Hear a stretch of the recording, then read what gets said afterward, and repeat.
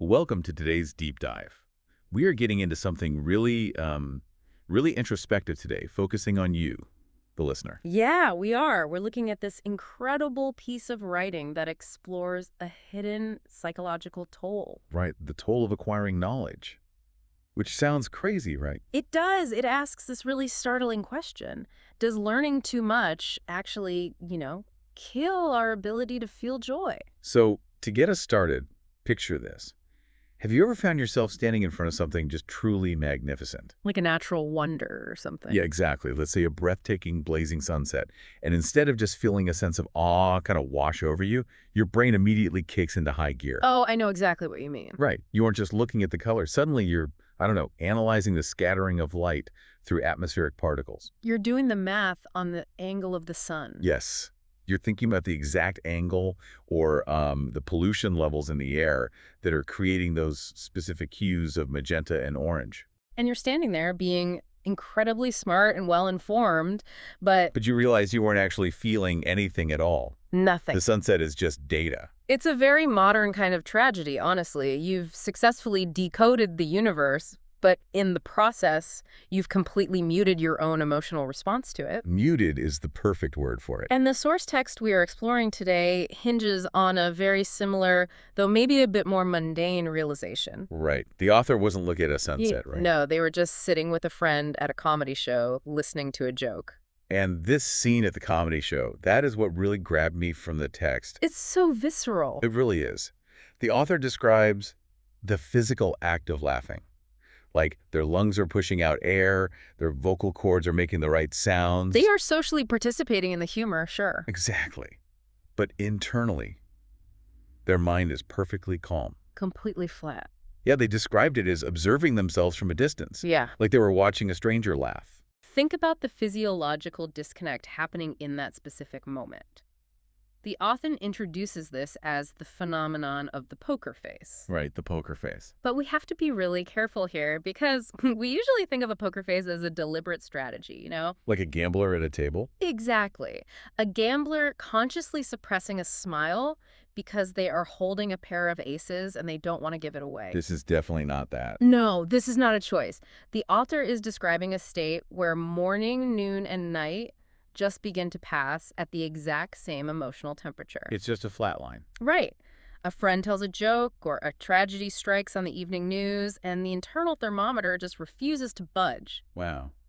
I was trying to wrap my head around what that actually feels like in daily life, and it made me think of playing a video game.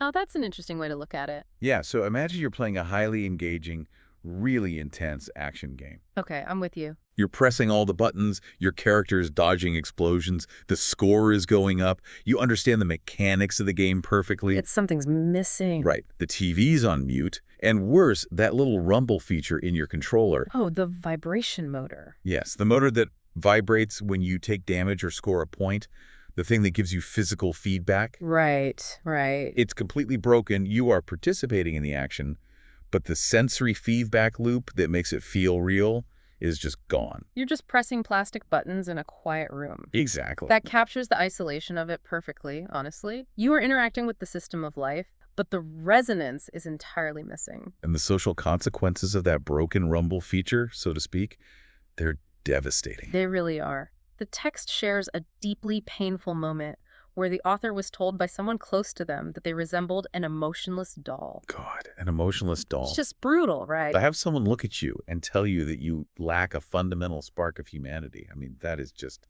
devastating. It is. But my immediate question when reading that was, well, how does a person arrive at that state? Right. How do you get there? It clearly isn't an overnight break. You don't just wake up on a random Tuesday completely devoid of emotional resonance. No, not at all. It is a gradual wear and tear. Okay. To understand the mechanism here, we have to look at the intersection of psychology and neuroscience. Let's get into it. The text points heavily toward a state that's analogous to alexithymia. Alexithymia. Yeah.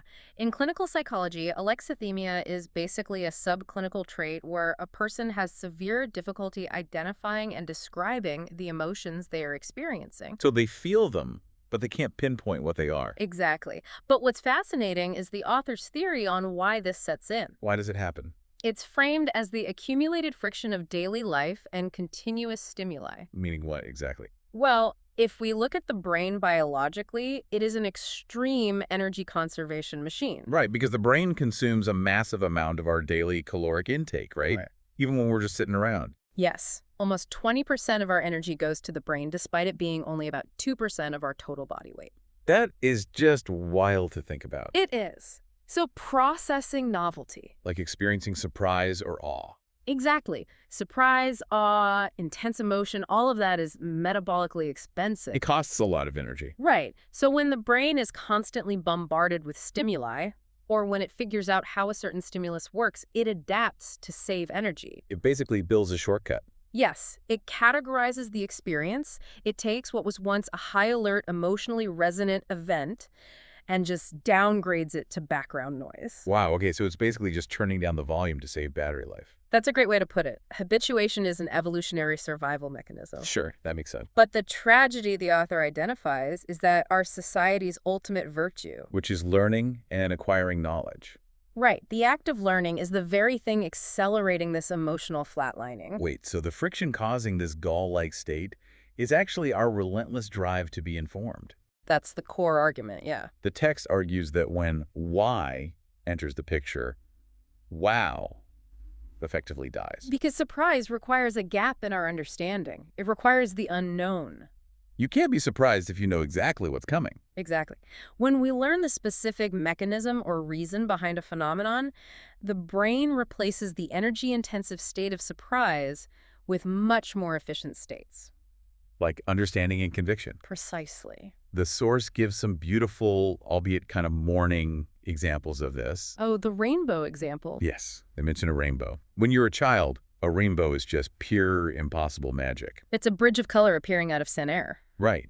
But the author notes that now, as an adult, when they see a rainbow, their brain instantly defaults to the physics of light refraction. The mystery is completely stripped away. The curtain has been pulled back, and they just see the meteorological wizard pulling the levers, you know? And that transition from magic to physics is what we generally call intellectual growth. Okay, but I have to push back here for a second. Sure, go ahead. I mean, consider you, the listener, driving your car right now or sitting at your desk. We live in a culture that relentlessly champions intellectual curiosity as an absolute good. It's true, we do. From kindergarten through our professional careers, we are taught that accumulating facts, understanding the mechanisms of the world. Being the smartest person in the room. Right. We're taught that it makes you a better, more capable human. Ignorance is heavily stigmatized. Oh, absolutely. So are we seriously suggesting that learning about light refraction is a bad thing? It's a completely fair challenge, and I want to be clear, the source text handles this nuance very carefully. Okay. It is not an anti-intellectual manifesto. The author explicitly states that this emotional numbing is not a defect. So it's not a flaw in the person. No. It isn't born out of laziness or a failure of character. It is, in their exact words, a natural side effect of growth. A side effect of growth. Yeah. We need to think of this as a subtraction equation in the human mind. How so? Well, as you acquire knowledge, the resolution of how you see the world increases drastically. And getting a better prescription for your glasses. Exactly. You see the sharp edges, you understand the underlying structural frameworks, you know the atomic makeup of reality. Right.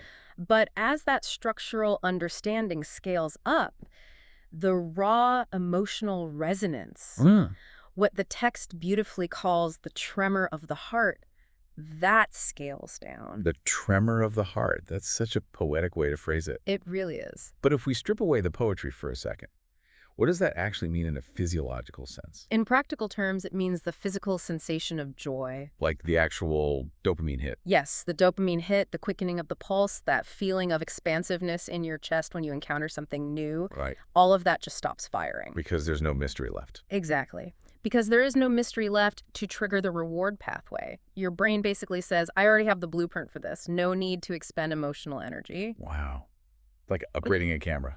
Oh, I like that. How do you mean? Like you swap out an old 35mm film camera for a state-of-the-art 4K digital one. Okay. Suddenly, your resolution is flawless. You can see every single pore on a person's face, every blade of grass. You have achieved total clarity. Right. But you lose that warm, nostalgic, slightly blurry filter of the old film.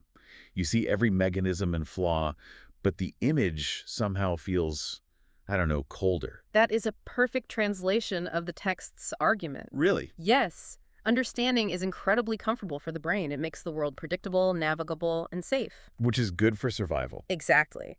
But for the heart, predictability is the enemy of vitality. Oh, wow. Predictability is the enemy of vitality. The heart thrives on the unexpected, the mysterious, the things that cannot be easily categorized or explained away by a textbook. Right. When you can explain everything, you essentially cease to be amazed by anything. Which brings up a really uncomfortable question about the people we elevate in our society. You're thinking of the television scholars? Yes. If knowledge acts as this emotional dampener, what does that mean for the people who are supposedly at the top of the intellectual pyramid? Right, the experts. The author makes a very striking observation about intellectuals on television.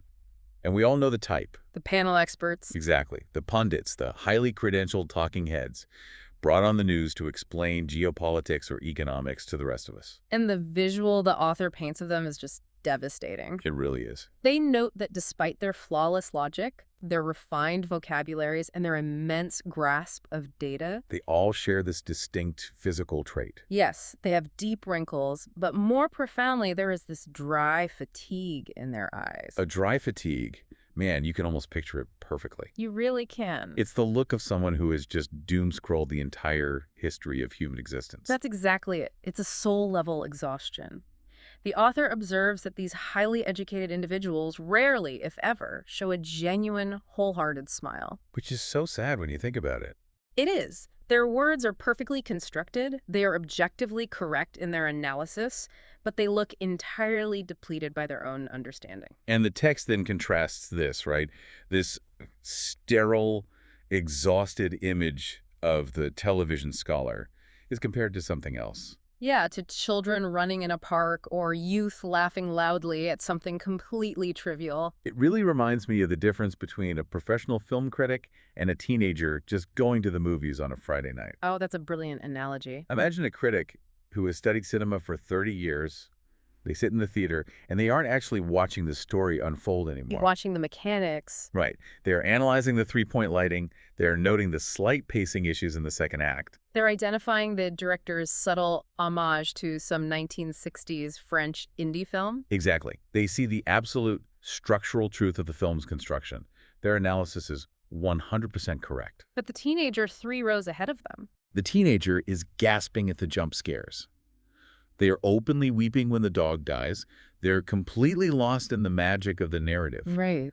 The critic possesses infinitely more knowledge, but who is actually having a better time? Who is actually experiencing the movie? Exactly. Who is experiencing it? The teenager is experiencing it because they aren't burdened by the meta-context. The meta-context just weighs you down. It does. And if we apply that analogy to the broader picture the author is painting, it explains why the youth in the park seems so radiant to the observer. Why do they? It isn't merely the biological advantage of being young, it's that their consciousness exists purely in the present moment. They aren't in their heads. Right. Because they lack the knowledge to see the hidden structures of the world, they also lack the predictive anxiety about how those structures might collapse. So they aren't constantly cross-referencing reality with like an internal database of historical failures and statistical probabilities. Precisely. Yeah. Knowledge forces the mind out of the present tense. It forces you to project forward or look backward. Yes. It forces you to prioritize comparison, analysis, and prediction. So, the tragedy of the TV scholar. Or the exhausted corporate professional constantly consuming data, right? Oh, absolutely. So, their tragedy is that their mind is always contextualizing. Every single new piece of information is immediately placed into a historical or statistical framework. Whereas the youth are simply experiencing the raw data of the moment. Exactly. And this stark contrast leads the author to a fleeting but deeply painful confession. What do they confess? They admit to wishing they had remained ignorant. Wow. Just wishing they didn't know so much. Yeah. It's the crushing realization that we spend our lives absorbing information we didn't even necessarily need. Just driven by that societal promise that all learning is inherently good. Exactly. Only to find that it has walled us off from simple joy. Man, we gorge ourselves on a diet of constant information. Breaking news, historical context, scientific explanations. All day long. All without ever considering the metabolic consequences for our soul. essentially. That's a profound way to look at it. And that triggers this deep nostalgia for our younger, ignorant selves. It's a very specific kind of nostalgia, though. The text leans heavily into this memory of childhood, right? Arguing that crossing the bridge into knowledge comes with a heavy toll, and the bridge collapses behind you. Yes, the bridge collapses. And the nostalgia in the text, it isn't just a generic yearning for the past. It's highly specific to sensory experience. Sensory experience, right. The author recalls memories where the mundane was just absolutely miraculous. Like what? Well, staring at puddles reflecting the sky, listening to the specific sound of wind rattling through dry leaves. Or the candy, right. Yes, the overwhelming, all-consuming sweetness of a first piece of candy. To a child, those aren't just biological or atmospheric phenomena. No, they are massive singular events. And they feel that way specifically because the reasons behind them are completely unknown. Exactly. There's a line where the author mentions how a snowy day, or just finding a bug shed skin, could bring immense day-long excitement. The cicada shell. Yes. Imagine being an adult and being thrilled for 12 solid hours because you found a cicada shell on a tree. You can't even fathom it now. Now, we just see it as a byproduct of an insect's molting cycle. We categorize it and walk past it in 2 seconds. This is the irreversibility of the bridge of knowledge metaphor. We can't go back. Once you cross that bridge, once you learn the meteorological conditions required for snow, or the biological life cycle of the cicada. You cannot uncross it. No. The text captures this with a really haunting piece of poetry. What is it? It says, "A mind that knows the smell of spring can only remember the silence of a winter when it knew nothing else." Oof. A mind that knows the smell of spring can only remember the silence of a winter. You cannot force yourself to genuinely unknow something. So you're stuck on the far side of the bridge, basically. Just analyzing the structural integrity of the steel cables instead of just enjoying the view of the river below. Exactly. But I want to go back to the internal reality of this. Let's bring back our broken video game controller analogy. Okay, let's look at that. If crossing this bridge permanently breaks the rumble feature, what is actually happening inside the person? Psychologically speaking. Yeah. Are they just an empty void? Or is this poker face actually some kind of psychological armor they've constructed? That's a great question. And this is where the text pivots from observational melancholy into deep psychological insight. Okay, what do they realize? The author realizes that it's not that the emotions have ceased to exist. They're still there. Yes, the internal machinery, the capacity to feel, is still fully intact. But the output circuit is broken. The output circuit, meaning how they express it. Right. Emotions form in response to stimuli, but they lose their shape and sink back to the bottom of the heart before they can travel up to the surface of the face. Oh, wow. So they just fall flat internally. Yes. And this creates a suffocating sense of loneliness. Because nobody can see what they're feeling. Exactly, because the individual is constantly misunderstood by the world. They are perceived as cold, aloof, or unfeeling. But inside, they are acutely aware of their own isolation. Yes. And the text provides a crucial revelation about pain to prove this. Pain. Earlier, we talked about how hurt the author felt when they were called an emotionless doll. Right, the doll insult. The author eventually realizes that feeling hurt by that insult was actually a profound victory. Wait, a victory? How? Because if they were truly an unfeeling doll, the insult wouldn't have registered at all. Oh, the pain was proof of life. Yes. The pain was the pulse. That makes total sense. The text asserts that this poker face, this emotional numbing, is very often an unconscious defense mechanism. A defense mechanism against what? The world. Against the world, yes. Think about the listener reading the news today. When your mind is trained to hyperanalyze everything, you see the structural unfairness in society. You see the statistical probabilities of failure. You understand the complex mechanics of global conflicts. It's completely overwhelming. It is. So by shutting down the physical expression of emotion, the individual is secretly trying to keep themselves safe from the relentless barrage of their own analytical mind. Wow. They numb the surface to protect the core. Exactly. Numbing is a shield. Overanalysis is a way to distance ourselves from the raw impact of reality. But ironically, this armor becomes a prison. It really does. It deepens their isolation from the very people they wish they could connect with. It's like wearing a bomb disposal suit to a dinner party. Oh, that's a wild image. Think about it. You're incredibly safe from potential explosions, right? But you can't hug anyone. True. You can't taste the food properly through the visor, and everyone else in the room thinks you're acting incredibly weird and distant. Because you're wearing a massive suit of armor. Exactly. It keeps you safe, but it keeps you entirely alone. And you can't just take the suit off because you know too much about the potential dangers of the world. So we reach the ultimate dilemma here.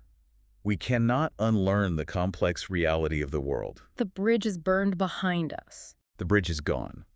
And forcing ourselves to emote, like faking a smile at a comedy club or pretending to be amazed by a rainbow when we're actually calculating the angle of refraction. It feels incredibly hollow and exhausting. It does.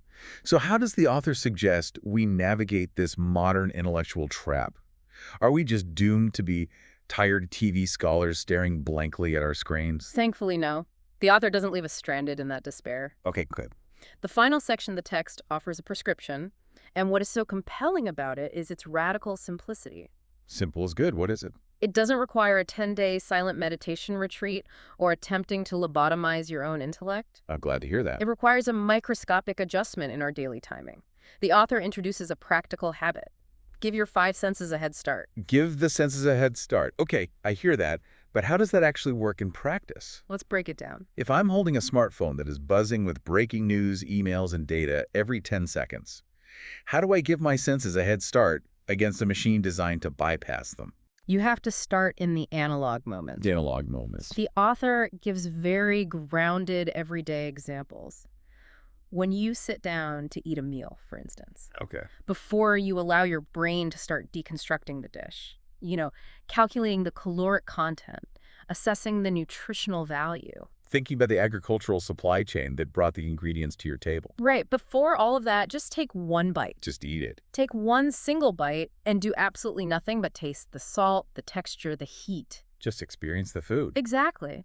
Or when you look at a beautiful view, gaze at it for just 3 seconds before you allow your brain to recall its geographical name or its elevation or its historical significance. Oh, I see. It's like putting your brain's internal encyclopedia on a 5-second tape delay. A tape delay, yes. You know how live television broadcasts always have that slight delay built in so they can bleep out swear words before they hit the audience? Yeah, the 7-second delay. Right. We need to implement a tape delay for our intellect.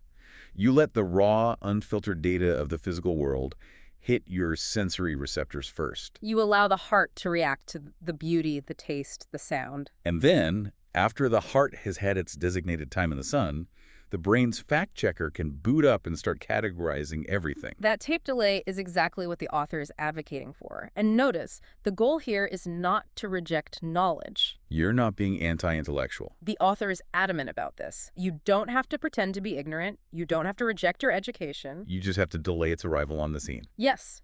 By practicing this tape delay, you are actively separating the analyzing self from the feeling self. You're giving them both a turn at the wheel. Exactly, rather than letting the analyzing self constantly run the feeling self off the road. It's a very specific, targeted form of mindfulness, but it's tailored specifically for the over-intellectualized, data-fatigued modern mind. And alongside this sensory tape delay, the author emphasizes something equally vital. What's that?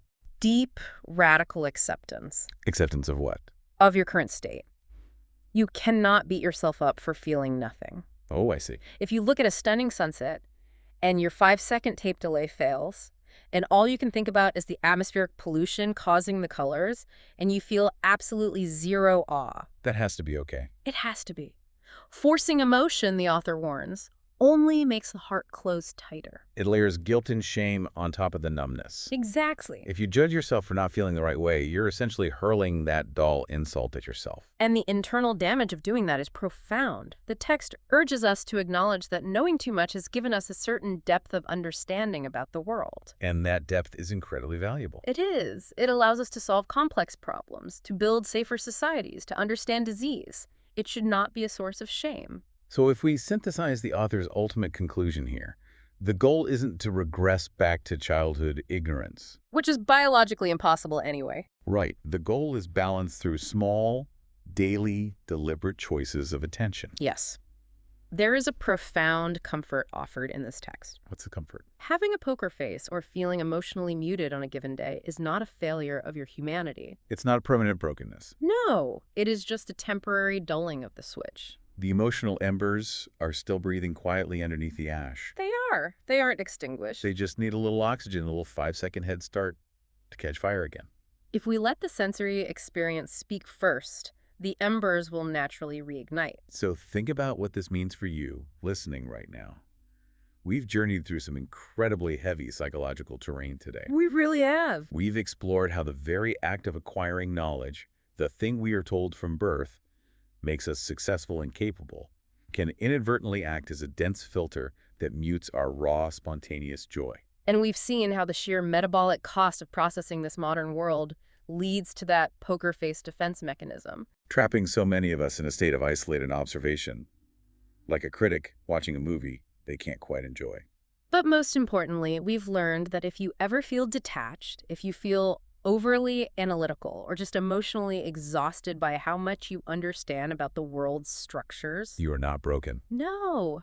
Your mind is just doing exactly what it was trained to do by a society that prizes data over delight. And you possess the agency to step out of that rapid stream of analysis, even if just for a fleeting moment. You do. You can reclaim your joy simply by pausing, just 3 to 5 seconds. Let your physical senses speak before your intellect grabs the microphone. Let the food just be delicious before it Mhm. becomes macronutrients. Let the rainbow just be magic before it becomes optical physics. If we bring this all the way back to the author's metaphor of the bridge of knowledge, it leaves us with a fascinating, almost paradoxical prospect. Oh, what's that? Well, we agree that crossing the bridge into deep knowledge costs us our raw wonder. Right, the bridge collapses. But perhaps the next great intellectual frontier, the ultimate mark of a truly evolved, masterful mind, isn't learning more facts or consuming more data. When is it? Perhaps it is mastering the highly disciplined art of intentionally forgetting. Wow, intentionally forgetting. What if you could train yourself to temporarily switch off your internal encyclopedia at will? Not forever, just for a moment. Just so you can step outside, look up at the sky, and feel the rain on your face as if it were the very first time.